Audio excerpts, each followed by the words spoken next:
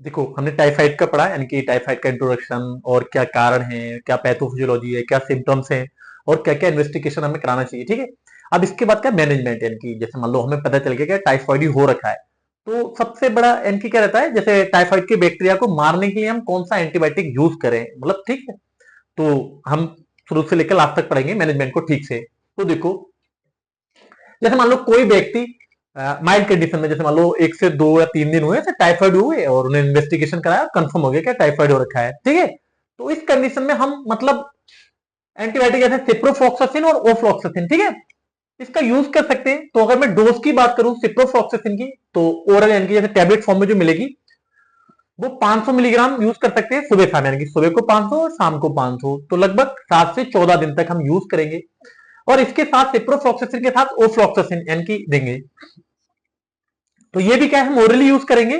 तो इसकी जो डोज की बात करें तो 200 से 400 मिलीग्राम रहेगी सुबह शाम। तो ये डिपेंड करेगा यानी कि उसकी वेट क्या है, उसकी हाइट क्या है, ठीक है, या एज क्या है इसकी। तो ये भी हम 7 से 14 दिन। देखो, हम दो एंटीबायोटिक हम क्यों यूज करते हैं, ताकि रेजिस्टेंट ना हो बैक्टीरिया, क्योंकि ज्यादातर क्या रहता है टाइफाइड का बैक्टीरिया रेजिस्टेंट हो जाता है, ठीक है। तो ये तो माइल्ड कंडीशन है। मान लो मॉडरेट कंडीशन का कोई व्यक्ति आ गया आपके पास, ऐसे मान लो 7 8 दिन उसे फीवर हो रखा है, ठीक है, और उसने दवाई खा रखी है लोकल एरिया में, या मान लो ये हो गया, या मान लो टाइफाइड हुआ उसे, उसने दवाई खाई, मतलब थोड़ा सा ठीक हुआ, फिर दोबारा से टाइफाइड हो गया। तो उस कंडीशन में हम कौन सी एंटीबायोटिक का यूज करेंगे। तो जैसे सिफेक्सिम और सिफ्ट्राइएक्सोन, दो एंटीबायोटिक है। तो अगर मैं डोज की बात करूं सिफेक्सिम की, तो अडल्ट डोज जो होगी, यानी कि जो 18 से ऊपर के होते हैं, तो 200 मिलीग्राम यूज करते हैं हम सुबह शाम, यानी कि सुबह को 200 और शाम को 200 मिलीग्राम, लगभग 7 से 14 दिन। तो ये तो अडल्ट के लिए है। अब मान लो बच्चे हैं, तो बच्चों में कितनी रहती है, 8 से 20 मिलीग्राम पर केजी पर डे, ठीक है। और इसके हम दो डोज बनाते हैं। अब इसे समझो, जैसे इसका क्या मतलब है। मान लो सपोज कोई एक 20 केजी का व्यक्ति है, ठीक है, ठीक।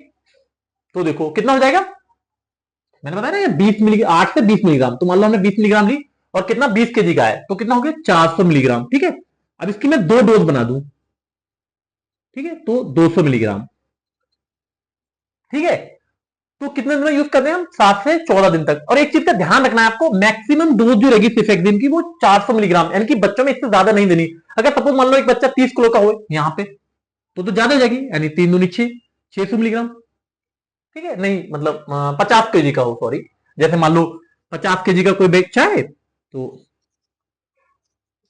500 मिलीग्राम हो जाएगी। तो 500 मिलीग्राम नहीं देनी आपको, सिर्फ कितनी 400 मैक्सिमम, इतनी, इससे ज्यादा नहीं देनी है। तो ये हो गया, एक तो सिफेक्सिम हो गया, और इसके साथ एक दूसरी एंटीबायोटिक और लगा के देंगे हम, जैसे सेफ्ट्राइक्सोन। तो ये इंट्रावीनस या इंट्रामस्कुलर हम यूज करते हैं। तो डोज की बात करें तो 1 से 2 ग्राम यूज करेंगे इंजेक्शन फॉर्म में, ठीक है। और 24 घंटे में एक बार यूज करेंगे, लगभग 7 से 14 दिन तक इसके साथ, ठीक है। मान लो सीवियर कंडीशन है तो 2 ग्राम दे देंगे 24 घंटे में, 7 से 14 दिन तक। अब मैंने नोट करके कुछ लिख रखा है, जैसे मान लो सीवियर टाइफाइड में इसका यूज करते हैं हम सेफ्ट्राइक्सोन का, ठीक है। शॉर्ट कोर्स थेरेपी, जैसे मान लो आप चाह रहे हैं क्या सिप्रोफ्लॉक्सासिन या ओफ्लॉक्सासिन हम यूज ना करें, सीधा मतलब 5 6 दिन में ही टाइफाइड को उतार दें। तो सेफ्ट्राइक्सोन को हम मतलब माइल्ड केस में, जैसे मान लो 2 से 3 दिन हुए टाइफाइड हुआ और आपके पास आ गया, तो सेफ्ट्राइक्सोन उसे ठीक कर देता है 5 6 दिन में। लेकिन मान लो एक मल्टी ड्रग रेजिस्टेंट टाइफाइड आ गया आपके पास, यानी कि बहुत सारे मतलब रेजिस्टेंट हो रखा है इनके एंटीबायोटिक से, तो हम उसमें क्या करते हैं, सेफ्ट्राइक्सोन को एजिथ्रोमाइसिन के साथ यूज करते हैं, यानी कि सीवियर ड्रग्स रेजिस्टेंट की केस में। तो मैं इसे मिटा दूं, फिर इसके बारे में हम पढ़ेंगे दोनों के बारे में, ठीक है। अगर सीवियर केस आ गया तो देखो, ये एंटीबायोटिक हम यूज कर रहे हैं बैक्टीरिया को मारने के लिए। उसके बाद जैसे फीवर रहता है या मान लो डिहाइड्रेट हो गया, तो उसके लिए हम आगे बढ़ाएंगे क्या क्या करना पड़ेगा। पहले तो बैक्टीरिया मारने के लिए एंटीबायोटिक का चुनाव कर रहे हैं, ठीक है। तो इसे उतारो, पहले मैं इसे मिटा दूं।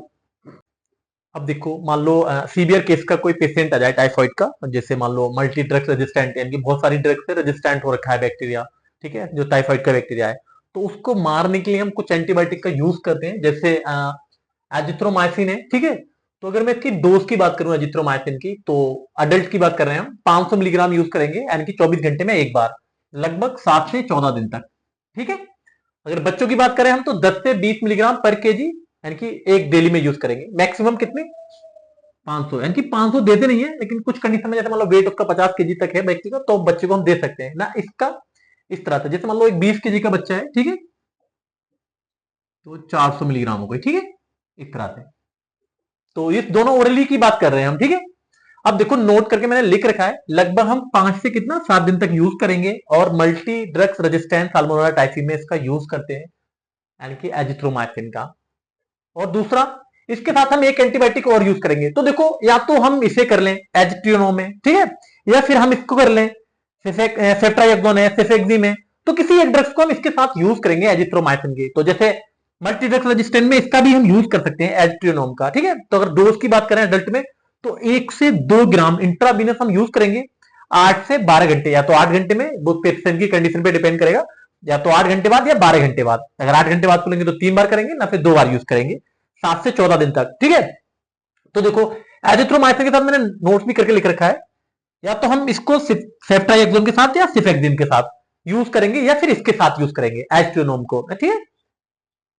अब देखो ये तो हो गया यानी कि बैक्टीरिया। मान लो बैक्टीरिया तो मर गया, तो और भी जैसे फीवर रहता है पेशेंट को, तो अगर फीवर भी होगा तो उसे फीवर को उतारने के लिए हम किसका, पैरासिटामोल का यूज करेंगे। ये सपोर्टिव केयर में आता है सब। तो जैसे मान लो हाइड्रेशन, जैसे डिहाइड्रेट हो गया व्यक्ति तो ओआरएस दे सकते हैं, और मान लो ज्यादा सीवियर डिहाइड्रेशन हो गया तो हम आईवी फ्लूइड देंगे उसके लिए। और जैसे न्यूट्रिशनल सप्लीमेंट देते हैं, ठीक है। तो न्यूट्रिशनल सपोर्ट क्या होता है, जैसे मान लो कीवी का फल है, नारियल का पानी है, ठीक है, तो ये चीजें उसे देंगे सॉफ्ट में। और रेस्ट बोलेंगे कि रेस्ट करे व्यक्ति। तो ये अगर कॉम्प्लिकेशन होंगे तो कॉम्प्लिकेशन का तो अलग ही ट्रीटमेंट होगा, इंटेस्टाइनल परफोरेशन वगैरह जो भी कुछ होगा। तो ये तुम्हारा टाइफाइड का मैनेजमेंट कंप्लीट हो गया, ठीक है। इसके बाद हम दूसरी कोई डिजीज यानी कि मलेरिया वगैरह शुरू करेंगे, तो इसको उतार लें।